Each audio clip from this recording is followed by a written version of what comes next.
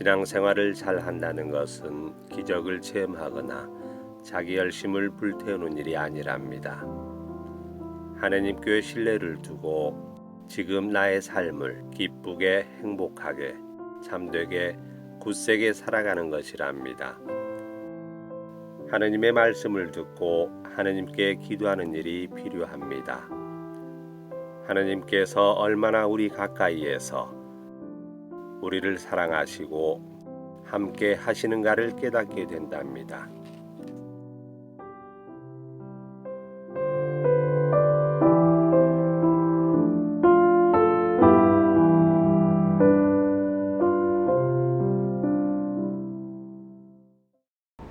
기도합시다.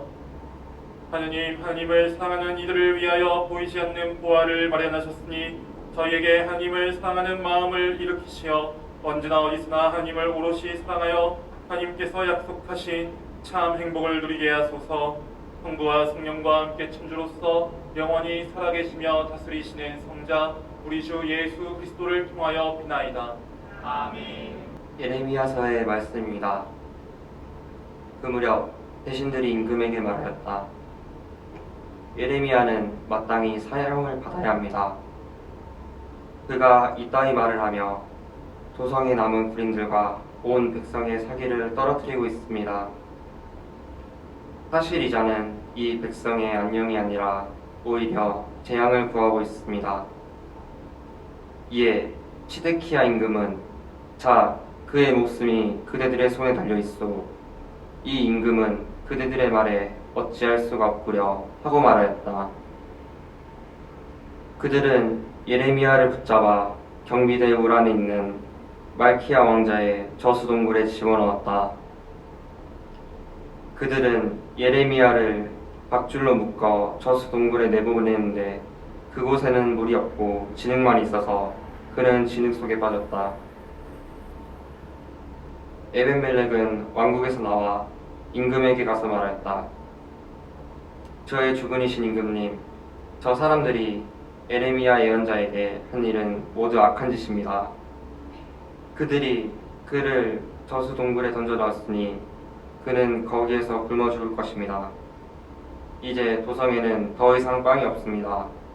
그러자 임금이 에티오피아 사람 에벤멜렉에게 명령하였다.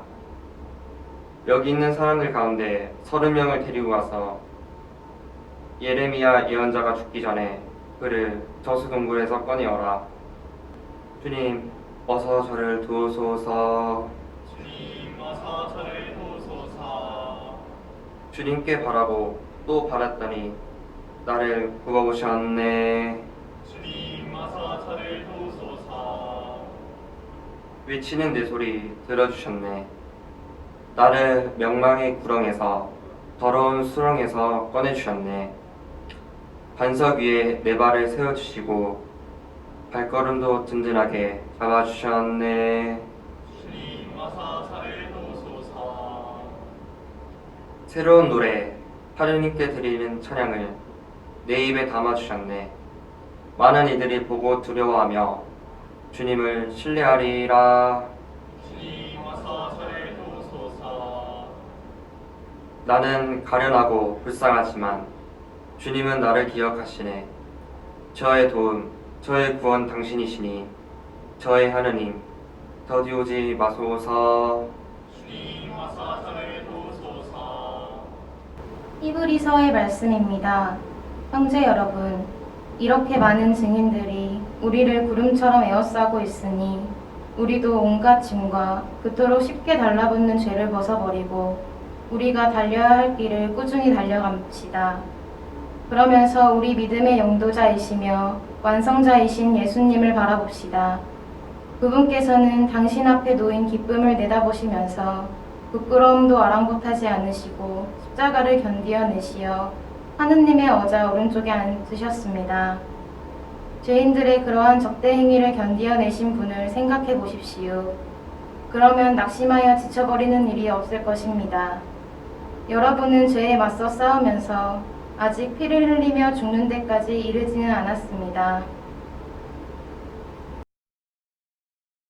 루카가 전한 거룩한 복음입니다. 주님, 그때 예수님께서 제자들에게 말씀하셨다. 나는 세상에 불을 지르러 왔다. 그 불이 이미 타올랐으면 얼마나 좋으랴. 내가 받아야 하는 세례가 있다. 이 일이 다 이루어질 때까지 내가 얼마나 짓눌릴 것인가. 내가 세상에 평화를 주러 왔다고 생각하느냐? 아니다. 내가 너희에게 말한다. 오히려 분열을 일으키러 왔다. 이제부터는 한 집안에 5 식구가 서로 갈라져 세 사람이 두 사람에게 맞서고 두 사람이 세 사람에게 맞설 것이다. 아버지가 아들에게, 아들이 아버지에게, 어머니가 딸에게, 딸이 어머니에게, 시어머니가 며느리에게, 며느리가 시어머니에게 맞서 갈라지게 될 것이다.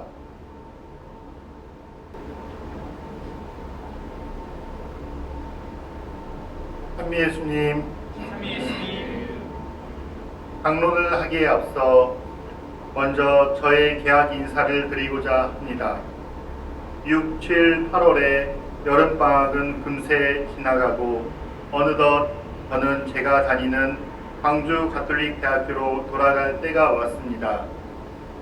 저는 학교로 돌아가기 전 여기 모여 계신 동강 신자 교우분들께 감사 인사를 드리고자 이 자리에 서게 되었습니다.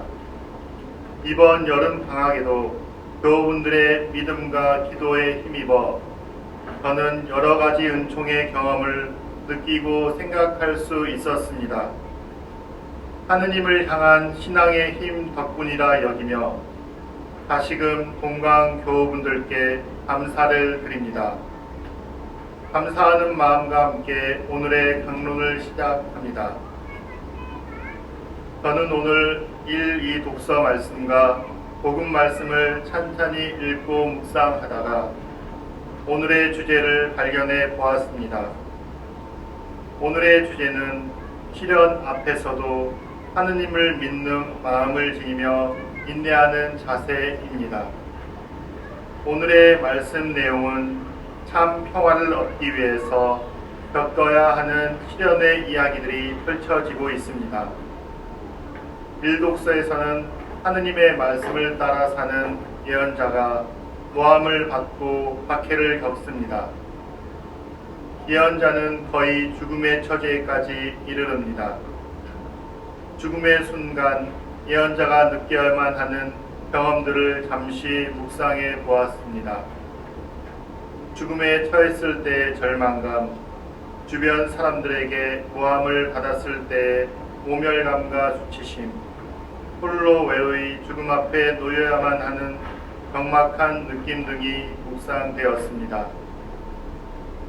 저에게는 또한 이러한 어려움들을 어떻게 해결할 수 있는지가 묵상거리로 연달아 이어졌습니다.